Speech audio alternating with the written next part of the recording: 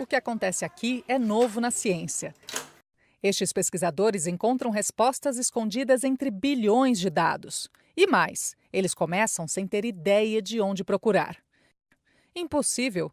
Imagine então que você queira entender por que uma vacina não funcionou para algumas pessoas. Se alguém te disser, teste todos os genes, todos os tipos de células, etc., você pode achar loucura. Não é. Foi isso que este professor fez junto com cientistas americanos. Os resultados saíram na revista científica Cell, a de maior prestígio na área de biologia molecular. O alvo do estudo foi a vacina contra a herpes zoster. O herpes zoster é uma doença que é popularmente conhecida como cobreiro e ela é causada pelo vírus, o mesmo vírus da catapora. Depois que a pessoa tem catapora, ele fica dormente nos nervos e gânglios por anos. E aí o que acontece é que com a idade a imunidade vai diminuindo e esse cobreiro pode ressurgir. Existe uma vacina contra o herpes zoster e ela é dada em pessoas acima de 50 anos porque ela reduz em até 50% a ocorrência desse cobreiro. Quando você tem mais de 70 anos, essa proteção fica em torno de 37%. Então, ou seja, a gente queria entender por que essa vacina não funciona tão bem, com uma eficácia tão grande nessas diferentes faixas etárias. Então a gente usou essa abordagem chamada de vacinologia de sistemas. Esse tipo de análise ela é um pouco diferente da ciência tradicional. A ciência tradicional ela é baseada na descoberta, que aí depois você cria uma hipótese, aí você faz o experimento, testa e valida a sua hipótese.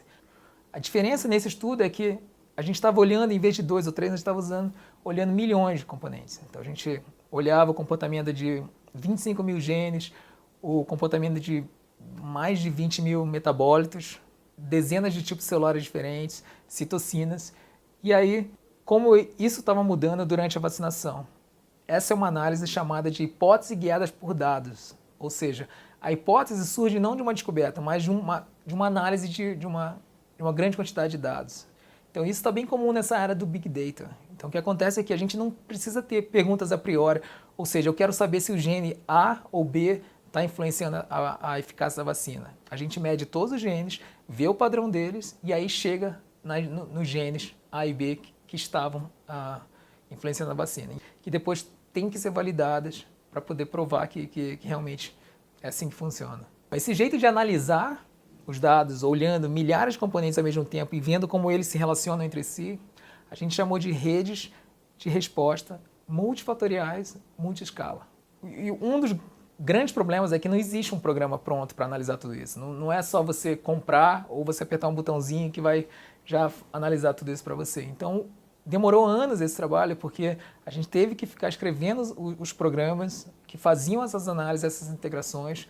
Óbvio que não partia do zero, a gente usava informações de outros programas para poder integrar esses dados, mas aí o que a gente fez no final foi isso, foi então criar esse método que era capaz de integrar esses dados extremamente complexos para resolver esse problema biológico. E nesse caso era tentar entender quais eram os mecanismos moleculares da vacina do cobreiro.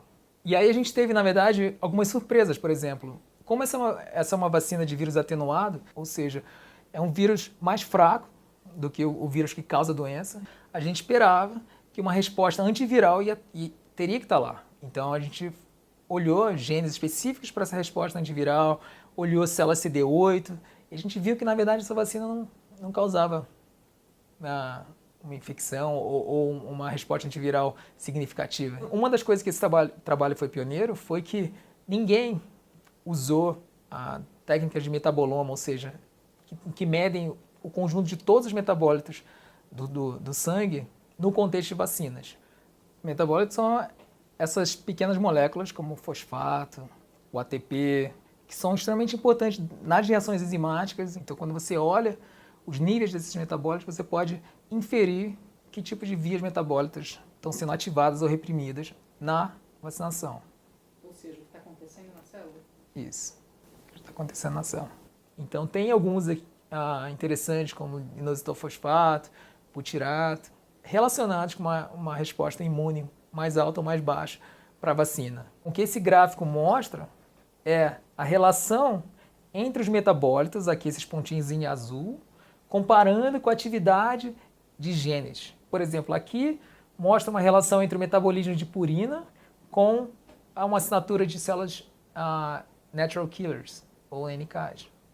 E aí, isso tudo para o dia 1 depois da vacinação. No dia 3 depois da vacinação, a gente vê que existem mais pontinhos azuis e maior também atividade de diversas vias de sinalização. Está cada vez mais claro que existe uma relação entre colesterol, por exemplo, e resposta imunes, principalmente relacionadas com anticorpos para vacinas. A diferença nesse trabalho é que a gente não foi o primeiro a descrever essa possível relação entre colesterol e resposta imune, mas a gente pôde ir a fundo e olhar as vias de sinalização e os metabólitos que poderiam estar envolvidos justamente nessa relação. Mas é pelo fato a gente ainda estar engatinhando nessas análises de metaboloma, a gente ainda não sabe nem direito como interpretar esses resultados.